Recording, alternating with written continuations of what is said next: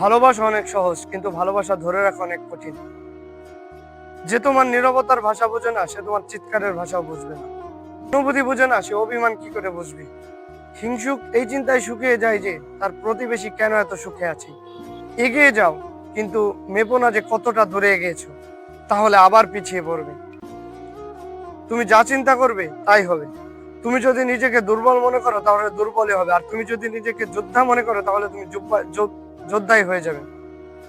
খোঁজ নিয়ে দেখো, কত সম্পর্ক ভেঙেছে রাগ ও অভিমানের কারণে।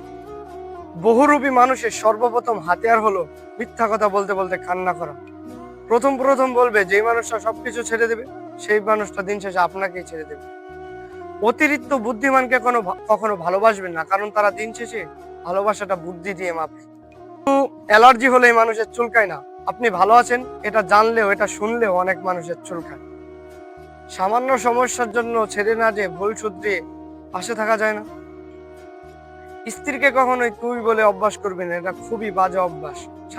স্বাভাবিকভাবে তুমি বলুন, আর যখন রেগে যাবেন তখন আপনি বলুন। চোর মূর্খ হলে কিছু সম্পদ নষ্ট করে, আর চোর যদি শিক্ষিত হয় তাহলে জাতীয় সম্পদ, জাতির সম্পদ নষ্ট করে। ভালো থাকার একটাই উপায়, চোখ বন্ধ করে মেনে নাও। মনে রাখবেন, আজই আগামীকাল, যাকে নিয়ে আপনি গতকাল চিন্তিত ছিলেন। নিজেই তো নিজের মনের মতো হতে পারলাম না, অন্যের মনের মতো কি করে হবে। কেউ যদি আপনাকে ভালো না বলে তাহলে মন খারাপ করার কিছুই নেই, কারণ এক জীবনে সবাই ভালো হতে পারে না। স্কুলের ব্যাগটা ছেড়ে যেদিন সংসারের ব্যাগটা হাতে নেবেন, তখনই বুঝবেন যে স্কুলের ব্যাগটা কতটা হালকা ছিল। যতদিন পর্যন্ত মানুষ অসৎ থাকে ততদিন পর্যন্ত তার কোনো শত্রু থাকে না। যখন ওই মানুষটা সৎ হয়ে ওঠে তখন তার শত্রুর কোনো অভাব থাকে না। আপনি মানুষ হিসাবে কেমন এটা অন্যের কাছে প্রকাশ করতে যাবেন না, শুধু নিজের মধ্যে সততার বীজ বপন করতে থাকুন। সব প্রকাশ এমনিতেই হয়ে যাবে।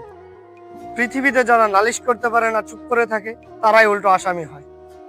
পেতে হলে কিছু দিতে হবে, করতে না চাইলে পাওয়ার আশা অর্থহীন। কারোর কাছে যেটা অপছন্দনীয় সেটাই হয়তো অন্য কারো বেঁচে থাকার কারণ। ক্ষমতা থাকলে মিথ্যা কথাও বাণী, শক্তি আর টাকা থাকলে মূর্খ জ্ঞানী। আপনার পথটা যখন আপনাকে একাই চলতে হবে, তাহলে পিছনে কে কি বললো সেটা শোনার সময় আপনার একদমই নেই। সত্যিই জীবনটা আপন, যাকে ভালোবেসে পাওয়া সম্ভব নয়, তাকে আমাদের মন সব থেকে বেশি ভালোবাসে। সব কথা ধরলে তো সমস্যা হবেই, যত কম কথা মনে রাখবেন তত সমস্যা কম হবে। চিৎকার করে কখনো নিজেকে নির্দোষ প্রমাণ করা যায় না, মাঝে মাঝে চুপ থাকতে হয়। মানুষের প্রয়োজন কখনোই ফুরায় না, মানুষের শুধু চাহিদার পরিবর্তন হয়। স্বামী হলো জীবন রক্ষাকারী ঔষধের মতো, ভালো হলে তো ভালোই, আর ভেজাল হলে জীবন একেবারে শেষ।